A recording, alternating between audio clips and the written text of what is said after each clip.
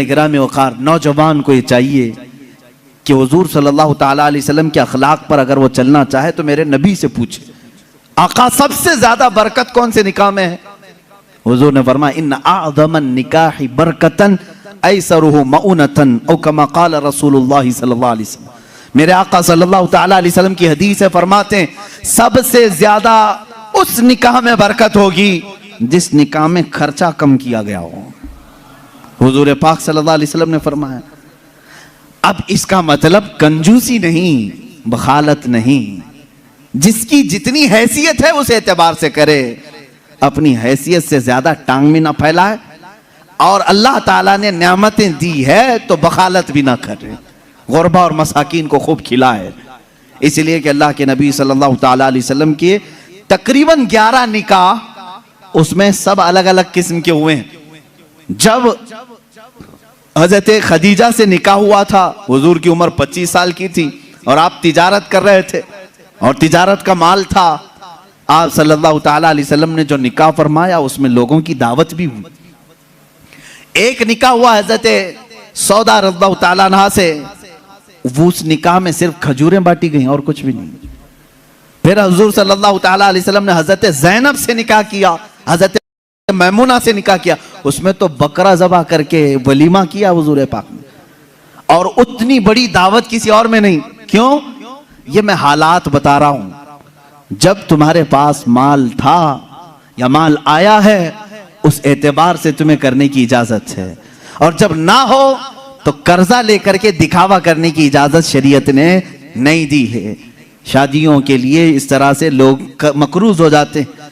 कई लोग ऐसे हैं जो अपनी पता नहीं अजीज अजीज चीजें उठाकर बेचते हैं, नहीं सिर्फ 4 लोगों में मुझे मुंह दिखाना रहता है, मुंह दिखाना रहता है, निकाह करना है बेटी का, निकाह करना है फलां का। और आज के मुआशरे से मैं नौजवानों से कहूंगा, मेरे सुनने वाले जितने नौजवान हैं, अगर नबी से मोहब्बत करते हो इस मिलाद में एक अज़म कर लो, एक अहद कर लो, हम में से जिसका निकाह होगा, हम जिससे निकाह कर रहे हैं, हम ससुर के लिए बला बन के नहीं उतरेंगे।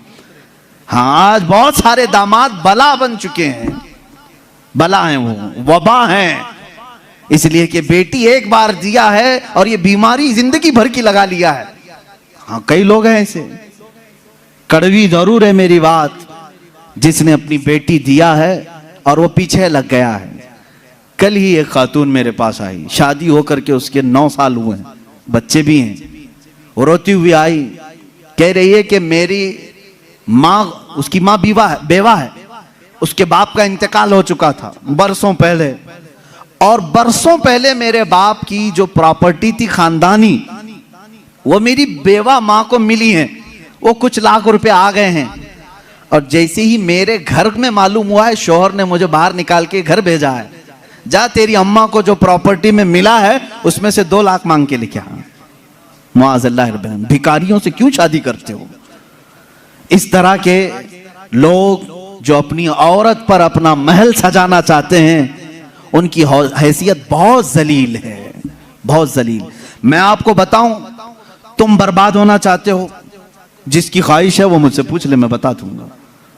तौबा अस्तगफिरुल्लाह, कोई नहीं चाहेगा, हर कोई बरकत का रास्ता हमसे पूछता है, लेकिन ये रास्ता भी मैं बता देता हूं। जो अपना बिजनेस और अपनी बरकत सब बर्बाद करना चाहता है, उसके लिए बाज़ बुजुर्गों ने फरमाया, वह अपनी बीवी से जबरदस्ती उसका माल लेकर के बिजनेस में लगाया हो, वहीं से शुरुआत हो जाएगी नहुसत की। उसके दिल को तोड़कर जो माल ले जाकर के लगाओगे तो फिर वहां से, हाँ, बखुशी देना और बात है, पसंदीदगी के साथ देना और बात है। बहुत सारे लोग शादियों के बाद अपनी बीवियों पर दबाव डाल करके उनका सारा जेवर उठाकर ले जाकर रख देते हैं और उस पर तिजारत करने की कोशिश करते हैं। कहां की बरकत? किसी का दिल रो रहा है और तुम अपनी दुकान सजाने जा रहे हो। तुम्हें तो शादी इसलिए करने का हुक्म हुआ था, एक कमजोर मखलूक तेरे निकाह में आ रही है, तू कमा और उसे खिला। यहां उल्टा हो गया, उसी से तू कमाना चाह रहा है। ये उल्टा नहीं हो गया? बहुत सारे लोग ये इंतजार में रहते हैं शादी होगी तो अभी मांगना क्या क्या है, कार मांगे कि बाइक मांगे और क्या क्या चीजें मांगे। उन भिखारियों से मैं कहता हूं कटोरा लो और गली गली घूमो, हर जगह जाओ, 1 साल में बहुत कुछ मिल जाएगा। और अगर तुम्हें शर्म आती है तो मेरे अजीजों, एक खातून से और उसके बाप से इस तरह के मुतालबे हरगिज ना करो। हाँ, मांगने के तरीके भी अलग अलग हैं। पहले खुलकर मांगते थे, बोलते थे ये चाहिए, लिस्ट आती थी, सारी लिस्ट आती है खातून के घर में, ससुराल। लेकिन अभी कुछ नहीं, हमारी कुछ भी ख्वाहिश नहीं है, एक अच्छी शादी करके भेजो, अच्छी शादी करो। अच्छी शादी का मतलब डेनिसन में होना चाहिए। मैं तो यहां नाम ले रहा हूं, तुम दबा करके अपनी ख्वाहिशों का जिक्र करो और उसी में दबे लफ्जों में सारी चीजें। हमको कुछ मत देना, अपनी बेटी को ही जो कुछ भी देना है दे दो, हम उस पर नहीं कहेंगे।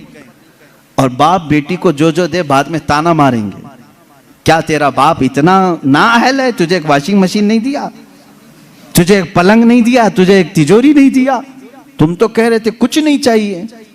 अजीजा ने गिरामी, ये भी तरीका भीख मांगने का ही है। भीख मांगने, ये जहेज की लानतों को खत्म करो। जो वो अपनी खुशी से ले आए वो उसका माल है, तुम्हारा नहीं। औरत जो अपने घर से लाती है वो उसका खुद का माल है, शोहर का नहीं, ना ससुराल का है। औरत जब तक चाहे उसे इस्तेमाल करे, वो इजाजत दे तो दूसरे इस्तेमाल करें। तुम शरीयत का मसला समझते हो? अगर उसकी इजाजत के बगैर किसी दूसरे ने इस्तेमाल किया उसके माल को, कल क़यामत के दिन उसकी पकड़ होगी, उसकी नेकियां जब्त की जाएंगी, तुम हुकूकुल इबाद में गिरफ्तार हो जाओगे। ये मसाइल हल्के नहीं हैं। इसलिए मेरे अजीजों, वो और होंगे। मुझे यहाँ मालूम है कि ये रिवाज क्यों आए जानते हैं? यहाँ पर हिंदुओं के यहाँ ये माहौल है, जहेज की रस्म बहुत खतरनाक बला है उनके यहाँ। आज भी औरतें जलाई जाती हैं जहेज के नाम पर। बाज स्टेट ऐसे हैं आज वहां जहेज के नाम पर बहुत खतरनाक मामलात ससुराल वाले करते हैं। ये रस्म और रिवाज पहले से चली आई, जिसकी वजह से आप लोगों ने ये अडॉप्ट किया। वरना मैं कहता हूं नौजवानों को, अरब में जाओ, शादी करना मुश्किल हो जाएगा। हाँ, वहां पर तुम क्या मांगोगे? तुम्हें बाप एक फूटी कोड़ी भी नहीं देगा लड़की को, लड़की का बाप कुछ नहीं देगा, बल्कि प्लस लड़की तुमसे मांगती है 1 लाख रुपए मेहर में रख, तब मैं शादी के लिए तैयार होती। वहां औरतें मांगती हैं। सऊदी में तो आधा किलो पाव किलो सुन्ना मेहर में देना पड़ता है। बेचारे कितने नौजवान ऐसे कमाते कमाते मेहर की रकम 40 साल के हो जाते हैं। बाहर वहां अरब में आज भी ये रिवाज, औरत का हक है मांगना, मर्द क्या मांगेगा? यहां जो हमारा माशरा बदला है उसकी वजह हमारी सोहबत है, जो देख रहे हैं हम इधर उधर। ये सोहबत का असर है जो तुम्हारे यहां जहेज की लानत आ गई। इसे निकालो अपने हाथ से। और किसी भी औरत के घर उसके बाप पर बला बन करके नाजिल ना हो।